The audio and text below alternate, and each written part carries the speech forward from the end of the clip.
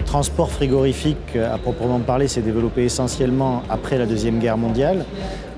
Aujourd'hui, c'est un maillon indispensable de notre chaîne d'approvisionnement. Il y a à peu près 140 000 camions frigorifiques, véhicules de transport sous température dirigée en France, en service.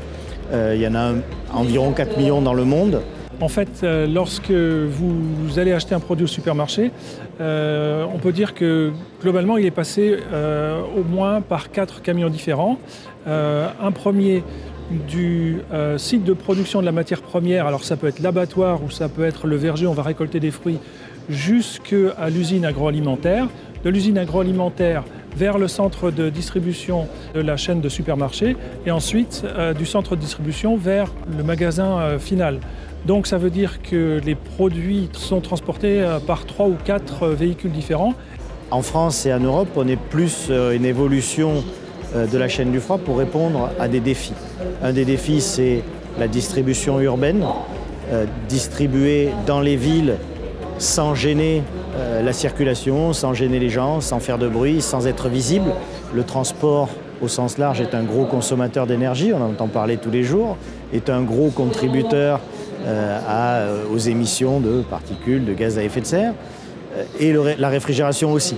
Mais en réalité, aujourd'hui, les moteurs qui sont sur le marché, les blocs frigorifiques Thermo King ou Carrier, sont de grande qualité.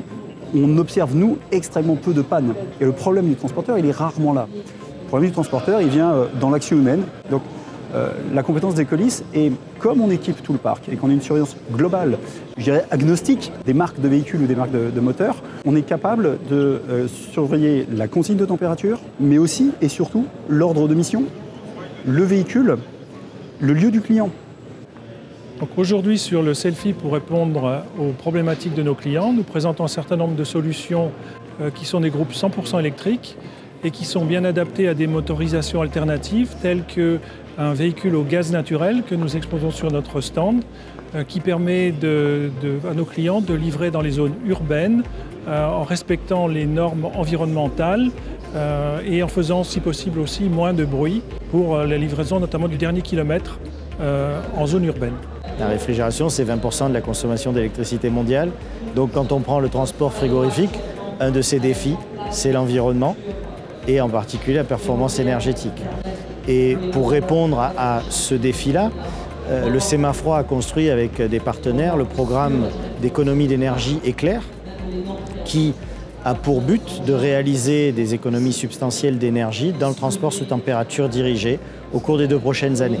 Et donc ce programme est composé de 2 piliers principaux, avec la formation de 10 000 conducteurs et puis le marquage des bonnes pratiques dans les véhicules pour pouvoir les partager avec les autres et les interlocuteurs du conducteur. Ça, c'est le premier volet.